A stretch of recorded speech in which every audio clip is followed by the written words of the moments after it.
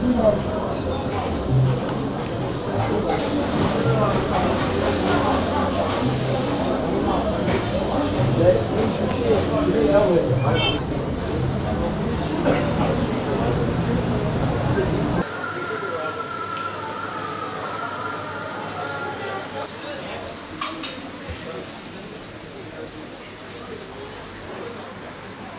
taraftan oradan bir daha.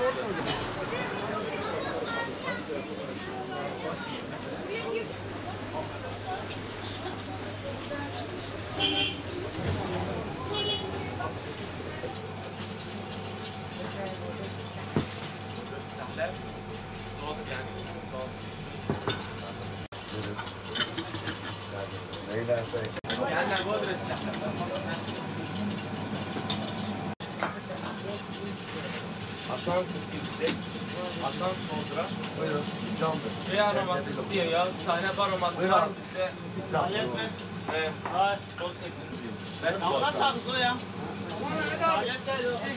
Göster diyor. Ben oraya yarım kilo verdim. Aldım diyor. Ben onu şey yapabilirim ya.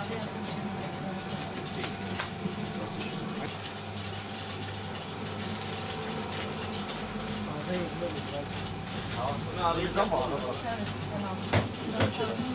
Olur mu?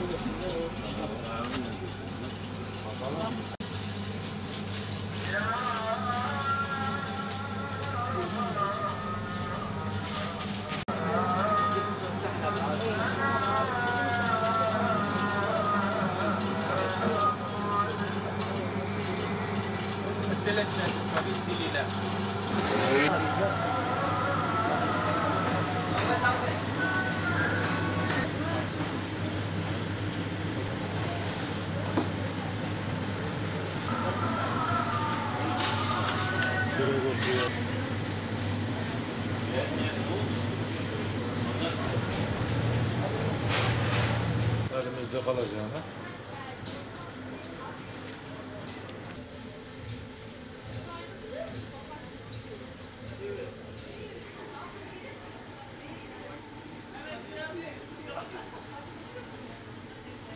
Kış geldi şu an. Zaten talep kış çayları üzerine olur şu an. Bu kış çaylarında da en çok sattığımız ürünler arasında tarçın, ıhlamur, zencefil, zerdeçal, hatmi çiçeği böyle bitkileri genellikle çok satıyoruz. Şifalı bitkileri tercih etmelerinin en büyük sebebi de şu anki çıkan ilaçların katkıntılı olması, bir yeri yapıp bir yeri yıkmasıdır. Bu bitkiler sadece bir yöne hitap eder. Soğuk algınlığı ise soğuk algınlığına, vücut direncini arttırmaya, bağışıklık sistemini güçlendirmeye yöneliktir. Milletimizin zaten bu konuda bilgili olması gerekiyor ki sağlığın yerinde olabilsin. Hastalıkların bu kadar çoğalmasının en büyük sebebi de ilaçların bir yeri yapıp bir yeri yıkmasından kaynaklanıyor abi. Kışın yoğun oluyor. Neden? Kış soğuk algınlığı gripten dolayı buna yöneliyor insanlarımız. Bu da gelenler için daha faydalı. Şu an ıhlamur en çok fiyatı olan da geçen seneki fiyatla aynı veriyoruz onu. Öyle fazla 150 lira. Geçen sene de 150 liraydı. Ondan önceki sene de bu sene de öyle. Fiyatında bir değişiklik yoktur yani. Tarçında biraz artma oldu. Tarçın geçen sene 20 iken şu an tarçın 40 lira oldu. Tabii ona %100'e yakın bir zam geldi. Ya kışın soğuk algınlığına bitkiler var. Onu kaynatır çay içersin.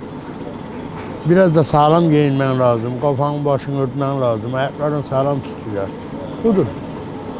Bitkilerden zahter yiyor. Kabuk tarçın var, çubuk tarçın var. Bunları çağırarak demlersin. En başta ıhlamur var. O da daha güzel olur. Bunlar yani. Bunlar kışın neye iyi geliyor? Soğuk algınlığına, bronşite, oda çayı var. En güzel bu şu çay. Çok güzel olur bunlar. Melengiş kahvesi olur. Yine karaciğere faydalı, nefes darlığına faydalı, öksürüğe faydalıdır melengiş kahveleri. Kışın daha fazla gider bunlar. Neden? İşte soğuk algınlığına karşı, öksürüğe, gribe karşı bunlar dirençlidir. İyi olur. Tarçın efendim, başta ıhlamur gerek. Ilhamur çok güzeldir.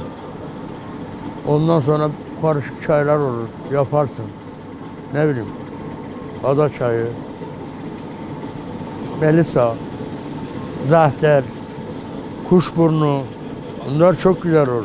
Fiyatlar hem pahalı ya. Neden? Vallahi bilmiyorum. Bu benim şu saydıklarım tarçın, karanfiller yurt dışından geliyor. Karabiber yurt dışından geliyor. Bunlar dolara bağlı olan bir şey. Buyur abi. Dolara endeksli olan bir şeyler bunlar. Limon tuzdan belli yurt dışından geliyor. Herhalde en pahalı ıhlamur mu? En pahalısı ihramın, evet, şu 200 lira bunun kilosu. Bizim bu Antep'in var 150 lira onun kilosu. Bu Yalova'dan geliyor. Yalova'nın tadını hiçbir ıhlamur vermez. Kış geliyor. Kışın halk soğuk algınlığı, grip için gelirler. Ihlamur, darçın, ada çayı türlerinden alırlar. Her şeyi dozunda içmek iyidir. Fazlası her şeyi zararlı. Her şey dozunda. Soğuk algınlığına iyi gelir. Ayrıyeten biber satışlarımız olur. Kışın daha çok satılır. Zahterimiz var Antep'e ait, Antep yöresine ait. Zahter içimi çok güzel olur. Bu tür şeyler. Mesela menengiş kahveleri. O da bazı ağrısına falan çok iyi gelir. Bizim buralarda çok satılan şeyler bunlar. Yani milletin, halkın tercih ettiği şeyler. Kışın daha iyi olur. Havalar soğudu. Herkes grip, soğuk algınlığı. Gelirler bize derler ki ıhlamur ver, darçın ver. Yoksa biz kendine tavsiye etmezdik. Şunu al demezdik. Çünkü Vatandaş o kendisi biliyor. tabii vatandaş kendisi biliyor. Onun için papatyasından, hatmisinden satışlarımız olur. En çok ne satılıyor kışın? En çok ıhlamur, darçın, hatmi çiçeği, papatya, zahter, ada çayı, bunları daha çok satarız. Fiyatlar çok uygun, çok uygun. Mesela 7-8 çeşit bir karışım yapsan 10 lira, 12 lira. Çok uygun. İçinde ıhlamur olmak şartı. Tabii ıhlamuru az konur. Kilosu 150 milyon. Ona göre. Ihlamur olmazsa olmaz değil mi kışın? Ya ille şart, ıhlamur şart. Ihlamur olmazsa olmazlardan. Grip salgınları başladı, millet hasta oluyor, şey oluyor. İstemiyoruz ama haliden çaresi yok. Oluyor. Tabi bu şikayetle gelen çok müşterimiz oluyor bize. Diyorlar ki işte nezle oldum, burnum akıyor, işte öksürmeye başladım, sesim kısılır. Aynı şekilde benim gibi. Ben de şu an rahatsızlık var, biraz dışarıda çalışıyor. Siz de görüyorsunuz mekanı, ortamı. Tabii diyoruz ki ilk önce müşterimize, ilk önce doktorlarımız. Her zamanki dediğimiz gibi onlar bizim başlarımızın tacı. Tabii bizler hep onların yanında destek olarak veriyoruz.